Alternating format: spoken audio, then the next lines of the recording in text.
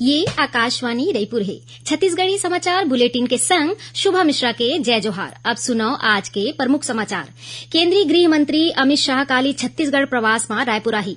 नवा रायपुर स्थित एनआईए के मुख्यालय भवन के करही उद्घाटन। प्रदेश में माओवाद विरोधी अभियान में लाए जाही तेजी। मुख्यमंत्री हा रायपुर में स्टेट यूनिफाइड कमांड के बैठका में दी निर्देश। और प्रदेश में 1320 मेगावाट के नवा बिजली संयंत्र के स्थापना करे जाही। अब समाचार विस्तार ले। केंद्रीय गृह मंत्री अमित शाह काली 27 अगस्त के एक दिवसीय प्रवास में रायपुर आई। श्री शाह मंझनिया 2 बजे रायपुर पहुंची। एकर बाद 2:30 ले 3:30 बजे तक नया रायपुर स्थित एनआईए के मुख्यालय भवन के उद्घाटन करही। केंद्रीय गृह मंत्री 4 बजे पंडित दीनदयाल ऑडिटोरियम पहुंची, जिहां ओमन प्रधानमंत्री नरेंद्र मोदी ऊपर केंद्रित मोदी @20 किताब ला लेके होवैया सेमिनार में मुख्य वक्ता के रूप में शामिल होही। श्री शाह संझा 5:30 बजे भाजपा कार्यालय में पार्टी पदाधिकारी मन के बैठका लिही। एकर बाद ओमन 7:30 बजे दिल्ली बर रवाना होही।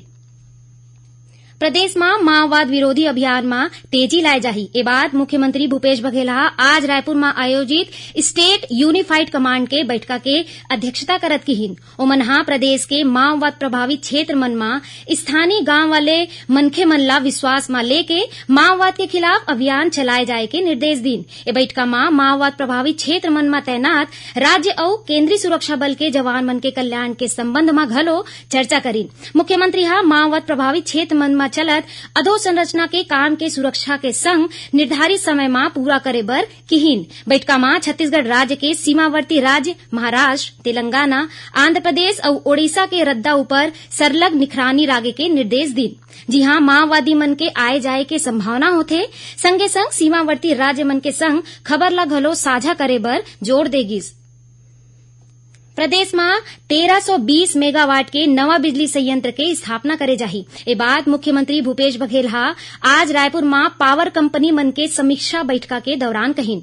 नवा संयंत्र के स्थापना के बाद Chhattisgarh estate power generation company के खुद के विद्युत उत्पादन क्षमता बढ़ के 4300 मेगावाट हो जाही। ये Chhattisgarh estate power generation company के सबले बड़े और आधुनिक संयंत्र होही। बैठका के दौरान मुख्यमंत्री भविष्य में विद्युत के मांग ला देखत पूर्ति बर जरूरी विद्युत उपलब्धता के समीक्षा करीन। ओमना किहिन की बछर 2030-31 तक विद्युत मांग में होवैया बढ़ोतरी के आपूर्ति बर नवा विद्युत संयंत्र के जरूरत होही। मुख्यमंत्री राज्य के विद्युत उत्पादन कंपनी ला कोरबा पश्चिम में दे गए जमीन में सुपर क्रिटिकल नवा विद्युत उत्पादन संयंत्र के स्थापना के निर्देश दीन। प्रधानमंत्री नरेंद्र मोदी किहिन की भारत के भविष्य युवा मन के अभिनव प्रयोग और काम ऊपर निर्भर करही। युवा शक्ति के अभिनव सोच अवैया 25 बछर में भारत ला विश्व में शीर्ष स्थान दिलाही। काली रतिहा स्मार्ट हैकाथॉन के नवाचारी मन के संग वीडियो कॉन्फ्रेंस के माध्यम ले गोट बात करत श्री मोदी किहिन की 21वीं सदी के भारत अपन युवा मन में पूरा विश्वास रखत आगू बढ़त है। ओमन किहिन की पाछू 8 बछर में पेटेंट के संख्या 7 गुना बढ़े है। प्रधानमंत्री किहिन कि युवा कृषि ले ड्रोन प्रौद्योगिकी तक आने क्षेत्र में नवाचारी प्रयोग कर सकत है। ओमन युवा मन ले ड्रोन ला बढ़ावा दे और सिंचाई बर नवा तकनीक जैसे कृषि क्षेत्र के आने समस्या बर स्मार्ट समाधान खोजे के अपील करीन। राज्यपाल अनुसुईया उइके निजी विश्वविद्यालय के कुलपति ले कहिन कि प्रदेश में उच्च शिक्षा के क्षेत्र में बहुत संभावना हवय और एकर बर ओमन लक्ष्य निर्धारित करे के काम करे। ओमन कहिन कि प्रदेश के विद्यार्थी मन ला कौशल और रोजगार मूलक शिक्षा दे के आवश्यकता है, जिला बढ़ावा दे जाए। शासकीय और निजी विश्वविद्यालय के 2 दिन के समीक्षा बैठका ला संबोधित करत राज्यपाल कहिन कि विश्वविद्यालय मन में स्वस्थ प्रतिस्पर्धा हो ताकि राज्य के युवा मन के क्षमता के विकास हो सके। बैठका में नैक ग्रेडिंग और नवा शिक्षा नीति के सहित कतकोन बिंदु पर चर्चा करेगी। राज्यपाल किहिन के विश्वविद्यालय मन में नवा शिक्षा नीति जल्दी लागू करे जाए। राज्यपाल पैरामेडिकल और कृषि के क्षेत्र में विद्यार्थी मन के बढ़त रुचि ला देखत विश्वविद्यालय मन में पाठ्यक्रम चालू करे संबंधी नियम ला विद्यार्थी मन के हित में छूट दे के संबंध में चर्चा करी।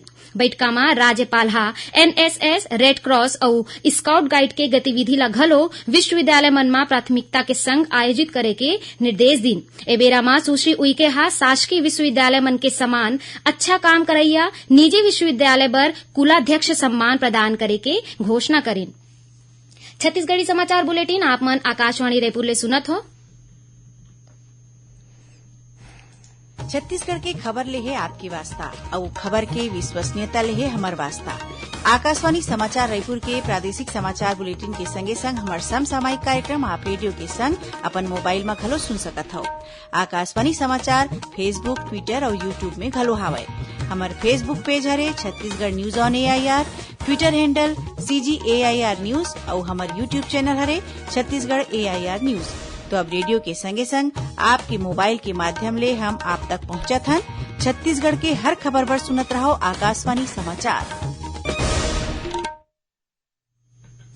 अब आगू बढ़बो बाचे समाचार कोती।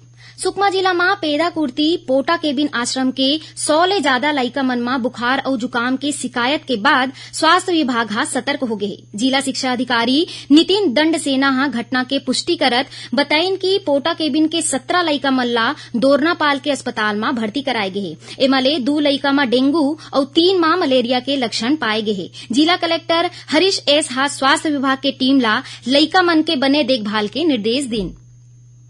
राज्य शासन हा तितली गौरव बिंदल ला बेमेतरा जिला के थान खमरिया नगर पंचायत के कार्यवाहक अध्यक्ष नियुक्त करे है। नगरीय प्रशासन विभाग के अवर सचिव राकेश साहू हा इस संबंध में आदेश जारी कर दे है। तितली गौरव बिंदल थान खमरिया नगर पंचायत के वार्ड क्रमांक 5 के पार्षद है। जानवा के मुताबिक तत्कालीन अध्यक्ष अंजना ठाकुर के खिलाफ कांग्रेस के 10 जिन पार्षद डहारले लाए गए अविश्वास प्रस्ताव पारित होए के सेती ये पद रिक्त हो गए रहीस।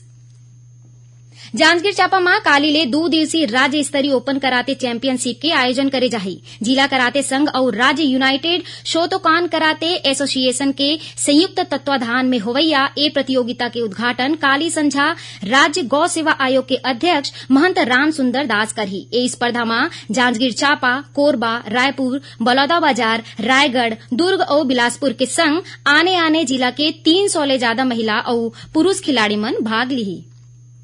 स्वास्थ्य विभाग हा लोगन मन ले मौसमी बीमारी के संग कोविड-19 और स्वाइन फ्लू ले सतर्क रहे के अपील करीन। संचालक महामारी नियंत्रण डॉक्टर सुभाष मिश्रा हा बताइन कि स्वाइन फ्लू H1N1 इन्फ्लूजा ए के कारण होथे। ए वायरस हवा के कण और संक्रमित वस्तु मन ला छुए ले फैलथे। डॉक्टर मिश्रा हा बताइन कि स्वाइन फ्लू के लक्षण कोरोना के लक्षण जैसे ही है। एमा खांसी, बलगम आना, गला में दर्द या खराश, जुकाम और कुछ लोगन मन मा फेफड़ा मा इन्फेक्शन होए मा सांस चढ़े लगथे। जौन मनखे मन मा ऐसे लक्षण महसूस होवत हे ओमला तुरते स्वाइन फ्लू के संग कोरोना के घलो जांच कराना चाहिए। प्रदेश में सबो मेडिकल कॉलेज में स्वाइन फ्लू के जांच के सुविधा उपलब्ध है। ई बीच जांजगीर चांपा जिला के बम्हनीडीह क्षेत्र में स्वाइन फ्लू ले पीड़ित एक महिला के मौत हो गई। मुख्य चिकित्सा और स्वास्थ्य अधिकारी डॉक्टर RK सिंह एखर पुष्टि करत बताइन कि गांव पोड़ी शंकर रहिया ए महिला के इलाज बिलासपुर के एक निजी अस्पताल में चलत रही। स्वाइन फ्लू के मामला आगू आए के बाद जिला में स्वास्थ्य विभाग के टीम सतर्क हो गए है और घर घर में सर्वे करे जात है। छत्तीसगढ़ में और मध्य प्रदेश के जम्मू जिला बर अग्निपथ योजना के महिला सैन्य पुलिस रैली अवैया 19 ले 22 अक्टूबर तक जबलपुर में आयोजित करे जाही। ए रैली में शामिल होए बर ज्वाइन इंडियन आर्मी वेबसाइट में ऑनलाइन पंजीयन करे जात है। और पेश है मौसम के हाल। प्रदेश में काली कतकोन जगह में हल्का ले मध्यम वर्षा होए के संग छींटा पड़े के संभावना है। मौसम विभाग ले मिले जानकारी के अनुसार एक द्रोणिका एक ऊपरी हवा के चक्री चक्रवाती घेरा दक्षिण पूर्व उत्तर प्रदेश और ओखर तीर तखार में बने हैं। एखर असर ले प्रदेश में काली 1-2 जगह में गरज चमक के संग आकाशीय बिजली गिरे और भारी वर्षा होए के चेतावनी दे गए है। आखिर में प्रमुख समाचार एक गांव फेर। केंद्रीय गृह मंत्री अमित शाह काली छत्तीसगढ़ प्रवास में रायपुर आही। नवा रायपुर स्थित NIA के मुख्यालय भवन के करही उद्घाटन। प्रदेश में माओवाद विरोधी अभियान में लाए जाही तेजी। मुख्यमंत्री हा रायपुर में स्टेट यूनिफाइड कमांड के बैठका में दीन निर्देश और प्रदेश में 1320 मेगावाट के नवा बिजली संयंत्र के स्थापना करे जाही। एक संग छत्तीसगढ़ी समाचार बुलेटिन इहे सिरावत है। जय जोहार।